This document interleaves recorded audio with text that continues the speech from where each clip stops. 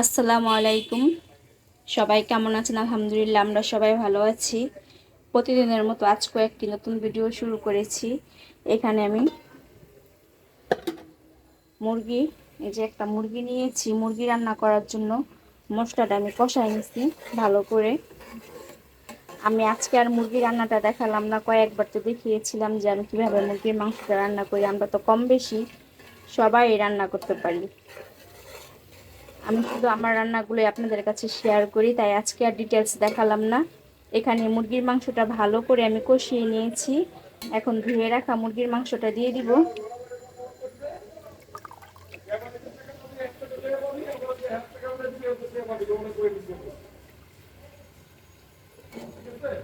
এত শব্দ আসে বাইরে থেকে, অনেক শব্দ হয় আমাদের বাসায়, বাইরের শব্দটাই বেশি আসে। এই যে দেখেন, রাস্তা বড়া মানুষ, অনেক শব্দ হয়। আমি এখানে কিছু আলু দিব। আমি আগে মুরগির মাংসটা 5 মিনিট কষাই নিব, তারপর আলু দিব।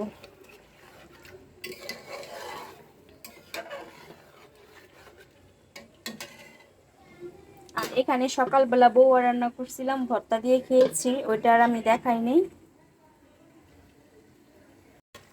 আমি মুরগির মাংসটা কিছুক্ষণ কষিয়ে নিয়েছি। এখন এই যে কেটে রাখা আলুগুলা দিয়ে দিব।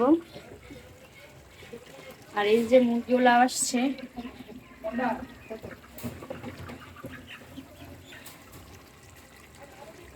এই ভাইয়ার থেকে আমি সবসময় মুরগি রাখি।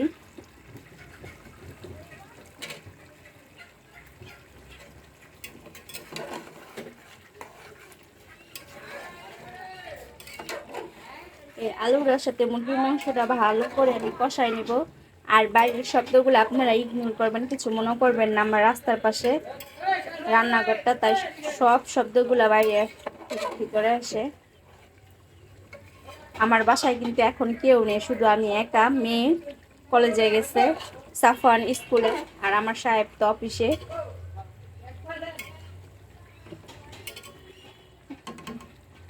এই শব্দগুলো সব বাইরে থেকে আসে। এখন আলু আর মুরগির মাংসটা ভালো করে কষিয়ে আমি ঝোলের পানি দিয়ে দিব। রান্না মাঝখানে মুরগির মাংসটা কষায় সাফওয়ানকে আনতে গিয়েছিলাম। আজকে রান্না করতে করতে দেরি হয়ে গেছে, যতটুকু গ্যাস ছিল তারপর দেরি হয়ে গেছে। আইসা পানি, ঝোলের পানি দিয়েছি। এই যে আমার মুরগির মাংসটা। এখন আমি যে শাক পাটাটা দিয়ে দিব। এটা দিলে সুন্দর একটা ঝোলের ফ্লেভার আসে, ঝোলটা খেতে মজা লাগে। দিন ছোট, এখন কাজ করে আয় পাই না। সকালবেলা অনেক কাজ করা হয়েছে আজকে, বিছানার চাদর টাদর এগুলো তোলা হয়েছে, পর্দা চেঞ্জ করছি। সবকিছু ভিডিওতে দেখাতে গেলে অনেক বড় হয়ে যায় ভিডিওটা, তাই আর আমার এই কাজগুলো আমি দেখাই না। আমার রান্নাগুলোই আপনাদের কাছে শেয়ার করি।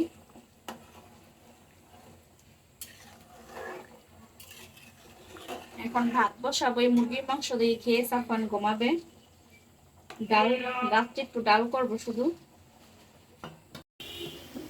আমার মুরগির মাংসের তরকারিটা হয়ে গেছে, আর এখানে ভাত বসিয়েছি। আর এই যে দেখেন কেমন বৃষ্টি শুরু হয়েছে।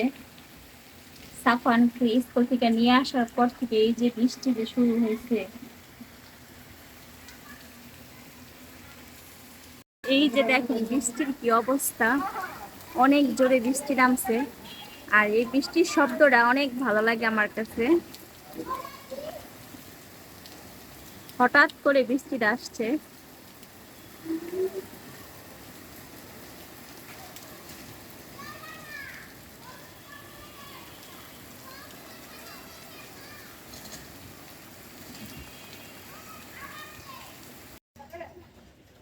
এখানে খাওয়ার পর পরের দিন সকালবেলা যে মুরগির মাংস আছে, আর এখানে চিতই পিঠার একটা ব্যাটার বানিয়ে নিয়েছি। চালের গুঁড়া ছিল, এটাই চিতই পিঠা বানাবো। সকালের নাস্তা চিতই পিঠা মুরগির মাংস দিয়ে। আমি তেল দিয়ে ব্রাশ করে নিব কলাটা, তাহলে পিঠাটা তাড়াতাড়ি উঠে যাবে। আর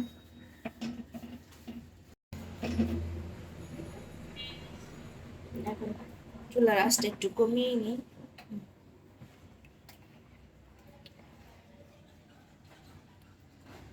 বিসমিল্লাহ।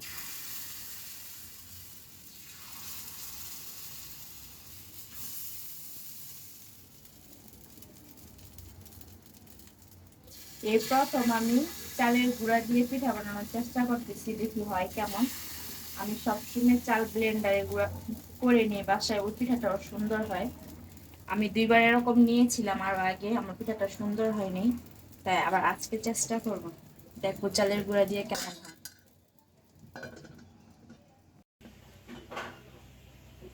মাশাআল্লাহ, পিঠাটা তো অনেক সুন্দর হয়েছে।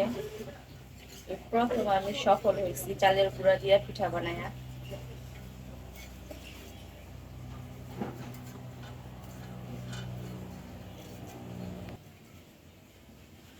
এই যে পিঠাগুলো অনেক সুন্দর ফুলেছে।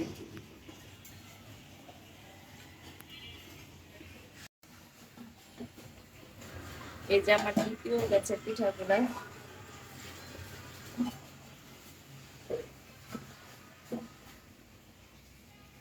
আর আমি এরকম করে সবগুলা পিঠা বানিয়ে নিব। আলহামদুলিল্লাহ, পিঠাগুলো অনেক সুন্দর হচ্ছে।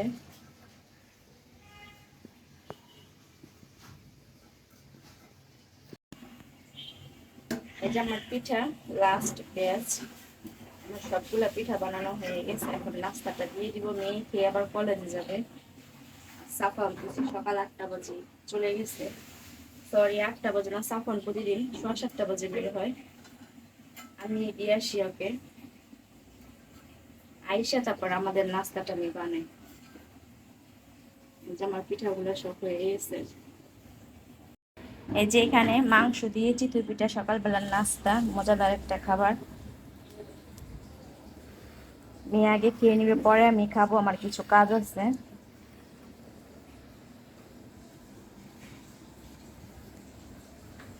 আজকের আমার ব্লগটি কেমন হলো অবশ্যই কমেন্টে জানাবেন। আর আমার পিঠাগুলো বানানো কেমন হয়েছে, প্রথম আমি চালের গুঁড়া দিয়ে পিঠা বানিয়েছি, এরকম সুন্দর কখনো হয়নি।